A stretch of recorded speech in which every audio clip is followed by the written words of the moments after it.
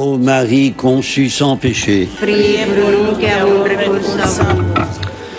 frères et sœurs, la plus grande action de Dieu dans l'histoire a requis le concours d'un homme après celui d'une femme, le oui de Joseph après celui de Marie. La réalisation de la promesse ne tenait qu'à un fil. Ayant constaté que sa fiancée était enceinte avant qu'ils aient habité ensemble, Joseph décida de renvoyer Marie en secret. Le contexte n'a rien de merveilleux, il est même trivial. Joseph peut légitimement s'estimer bafoué, déshonoré. Le merveilleux, c'est sa paradoxale décision. Il prendra Marie avec lui puisque c'est la volonté de Dieu, parce que Dieu s'est révélé à lui dans son intimité. Quand Joseph se réveilla, écrit Matthieu, il fit ce que l'ange du Seigneur lui avait prescrit, il prit chez lui son épouse. Quel verset! Frères et sœurs, à la différence de saint Luc, qui focalise le récit de la naissance de Jésus sur Marie, Matthieu tourne le projecteur sur Joseph. Il ne le réduit pas au personnage obscur que la tradition a mêlé parmi les centons entre le bœuf et l'âne gris. Bien que nous ne connaissions rien sur Joseph, ce que Matthieu rapporte de lui en fait le protagoniste majeur de l'annonce du Messie. L'évangéliste ne cache rien de la première réaction de Joseph, son refus d'assumer la paternité de Jésus et sa décision de répudier Marie en secret au lieu de la dénoncer publiquement. Une décision compliquée. Selon la loi, la répudiation ne pouvait se faire en secret. Mais, nous dit Matthieu, Joseph est un homme juste, un grand titre dans le monde juif. Tenu de dénoncer Marie, il n'en fait rien, contrevenant à la loi. L'accomplissement des promesses passe par une insoumission. Frères et sœurs, les paroles que l'ange du Seigneur lui adresse en songe ne dissipent pas le mystère qui est en train de s'accomplir. Joseph est invité à faire d'un enfant un être qui n'est pas de lui, un descendant de la famille royale de David. C'est contraire à ce que la morale et la religion prescrivent de faire. Le songe est un recours littéraire très ancien pour mettre en rapport le monde terrestre et le monde divin. Dans la Genèse, le patriarche Joseph était dit l'expert en songe. La transposition homonymique d'un Joseph à l'autre allait de soi.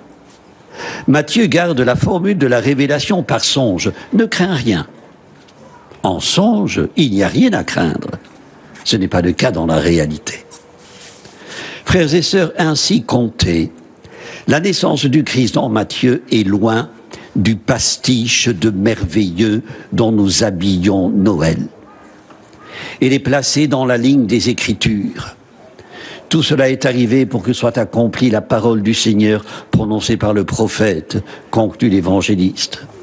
Joseph, homme juste et humble, dans une démarche exemplaire d'obéissance et de foi, marche vers la lumière. Ce n'est pas un hasard si la liturgie le présente comme un modèle en ce temps de l'Avent. N'est-il pas le premier converti de l'Évangile selon saint Matthieu?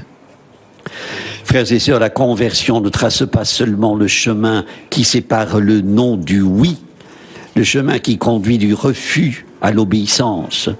La conversion n'est pas nécessairement spontanée, elle peut ressembler à une errance sur ce chemin. À nous de le prendre, même si ce que Dieu commande va à l'encontre de ce que nous avions entrevu. La foi est un don. À nous de le recevoir et de rendre grâce humblement dans le silence. Quand l'ange annonce à Joseph que l'enfant engendré dans le sein de Marie vient de l'Esprit Saint, il ne bronche pas, il ne rit pas, comme fit Sarah, quand elle apprit qu'il aurait un enfant, malgré son âge avancé, la situation ne s'y prête pas. Il ne pose pas non plus de questions, comme Zacharie, le père de Jean-Baptiste, quand l'ange lui annonça qu'Élisabeth mettrait au monde un fils. Joseph croit et mobilise tout son être pour obéir. Lui qui aurait pu dire tant de choses ne parle guère. Il a reçu la tutelle du Fils de Dieu, il s'incline. Jésus recevra de lui son nom. Il sera de la descendance de David. Dieu a confié à Joseph des choses fragiles, dit le pape François. J'ajouterai des choses promises. Il en a pris soin avec une grande tendresse et d'infinie précaution. Il est le gardien, le protecteur des faibles dans la foi, un modèle. Frères et sœurs, en ce dernier dimanche de l'Avent, ouvert par un appel à veiller, l'humanité de Joseph et son humilité, sa vie cartésienne, nous enseignent que veiller, c'est écouter celui qui vient vers nous et acquiescer à la révélation. Quelle leçon pour nous qui sommes immergés dans un monde tapageur, bavard, si superficiel. Quel appel à goûter le silence de Dieu, à entrer dans ce silence, dans cette plénitude de présence et de paix qui remplit le cœur de celui qui s'abandonne entre les mains du Père. Admirable Joseph. Il a été rangé au rang des acolytes, des seconds rôles. Serions-nous incapables d'admirer l'admirable? Seigneur, que ta parole nous visite. En ces jours qui précèdent la nativité, souviens-toi de ceux qui ont perdu l'espérance. Souviens-toi de ceux qui sont accablés par les épreuves, la pauvreté, la maladie, la solitude, les blessures du mépris. Souviens-toi de ceux qui n'ont plus que les yeux pour pleurer. Seigneur, souviens-toi aussi de ton Église. Revigore-la, elle s'est égarée, réveille-la, elle s'est assoupie. Fortifie les témoins de l'espérance, qu'avec Joseph, il se découvre libre dans l'accomplissement de ta parole. Amen. Amen. Prions le Seigneur. Dieu, source de toute sagesse, nul ne connaît tes pensées, tes voies sont impénétrables. Donne-nous un cœur de pauvre, à l'exemple de Marie, pour entendre tes appels et accueillir ton Fils. Par lui, nous te glorifions dans l'Esprit, maintenant et pour les siècles des siècles. Amen. Le Seigneur soit avec vous. Et avec votre esprit. Que Dieu Tout-Puissant vous bénisse, le Père, le Fils et le Saint-Esprit. Amen.